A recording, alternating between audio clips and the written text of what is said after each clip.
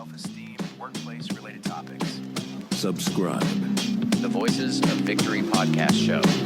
Voices of Victory. Vision. Voices of Victory. Leadership. Voices of Victory. Workplace-related topics.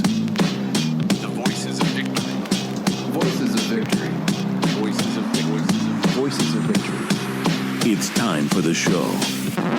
You are now listening to the Voices of Victory podcast show. Ladies and gentlemen, Mario Di Leone. Hey, you over here. Are you feeling lost? Are you feeling out of sorts? Because this is all about being lost in the crowd. But the big question is, how do you stand in your uniqueness? Have you ever felt like you're just one more person in a sea of millions? Maybe at work, maybe in your neighborhood. Like somehow you're fading into the noise of the world, into the blur of faces, the opinions, the images, the algorithm. The sense of being lost in the crowd. It hits hard. It hits absolutely hard. And when it does, you start to question everything in a very quiet way. You ask yourself some questions. Who am I? Why am I here? What is my purpose? Who am I to stand out? What if I don't matter? Why would anyone care what I have to say, feel, or even create? That's not doubt. That's absolute disconnection from your inner identity, because it's all about standing in your uniqueness, because you're going to have the concept of where you're not universally liked by everyone, because it's physically impossible to be universally liked by everyone. Let's talk about that, because we have the illusion of the crowd. The crowd is a concept. It's a mental picture. It's the collective idea of everyone out there, because there are just so many people, and somehow our individuality somehow feels like we've lost its meaning. But here's the big truth. The crowd isn't a threat. It's a mirror reflection. It's reflecting your very internal need. It's reflecting your security, how secure you feel about yourself. And if you don't know who you are, and every person who passes you feels like some kind of evidence or proof that you actually don't matter. And if you're constantly in comparison with the rest of the world, then you're using everybody else as a benchmark or a measurement for your value. That's not reality. That's a projection. And the moment you identify yourself only by what others think, say, wear, post, or even chase, you become the ghost version of yourself. You stop leading your life or having sovereignty ruling over parts of your life from the inside out.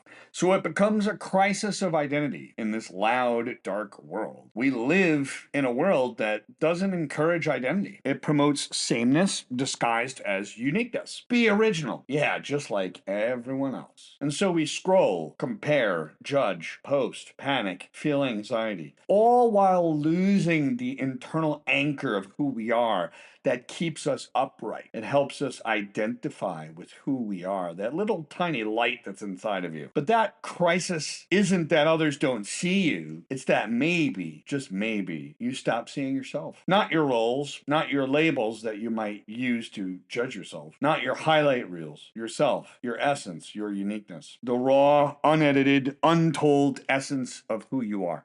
And you want to understand the concept of universal difference, the law of uniqueness. And I want to break this open because there is a psychological truth. I call it the law of universal difference. No two fingerprints, no two voices, no two stories ever, even if you're one in a million in a world of 8 billion, that still makes you one of a kind. You are unique as a fingerprint is. Your uniqueness isn't a liability. It's your leverage. It's your path. Your job is not to prove that you're different. Your job is to accept that you already are and act like it and know it and stand in its confidence in front of everybody else. I was born partially sighted. I only can see out of one eye. I was born with cat's eye disease. It affects a great deal number of people, and I decided to stand in my uniqueness. And you know what? When people start to not like you because you may have a physical disability, you learn to grow a very long middle finger. So when you stand in your uniqueness, that is how you stop feeling lost in the crowd, because you root yourself in self-security, recognizing that it is a part of who you are. And I wouldn't change it for the world. I have the possibility to get surgery or change it. I wouldn't, because I understand its value. It has become my superpower. It has become truth-based self-awareness, not arrogance, not ego, rooted in self-security. You stopped editing yourself. Stop editing yourself to be digestible for the rest of the world. You realize that you don't need 10,000 people to like you, because there's going to be people that don't. You have to have that courage to be disliked. You need one person, you, to fully accept you. And that phrase right there rattles a lot of cages and rattles a lot of people. So you don't need to speak louder than the noise. You need to speak truer than the noise. You don't compete to matter. You exist. You're here. You exist to matter. And when you stand in that space, that unshakable, unbothered, unblurred version of you, you're no longer lost in the crowd. You are the voice within that makes others stop and actually listen. There must be a group of people that become your vibe, which becomes your tribe. But it is impossible to please everyone. And you are that voice that makes others stop and listen. There's going to be people along the way that will choose to misunderstand you.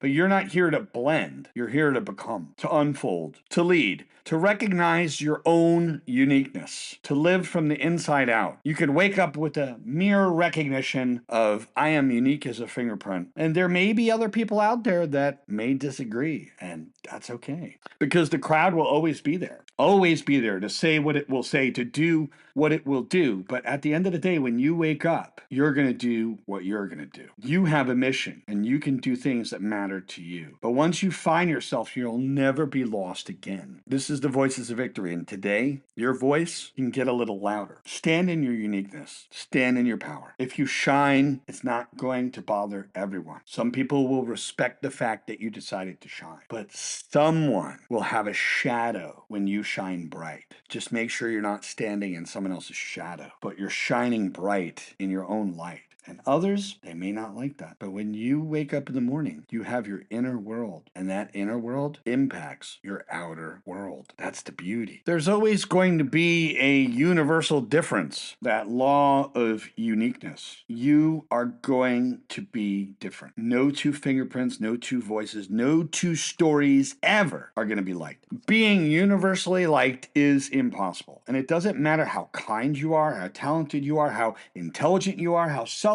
you are, how attractive you are. Somebody's not going to like you. Why? Because people don't respond to you. They respond to their own perceptions of you, and you don't control their perceptions. It's filtered through their moods, their experience, their wounds, their worldviews, their beliefs, their biases, their narratives, their programming, and the stories that they've never healed. So, one person might see you as assertive and strong. Another person will see you as arrogant. And one person sees you as quiet and peaceful, and another will see it as weakness. You can't control the lens which others view you through. Trying to be universally liked means becoming a shapeshifter. And you know what? You will lose yourself in the crowd every single time. And the shapeshifters lose their shape in the process. And you weren't born to be vague. You're born to be clear. Clear in your voice, clear in your values, clear in your truth, and clear in your self-esteem. So how do you stop feeling lost in the crowd? You root yourself in self-security, not arrogance, not ego, but truth-based self-awareness. See you in the next episode.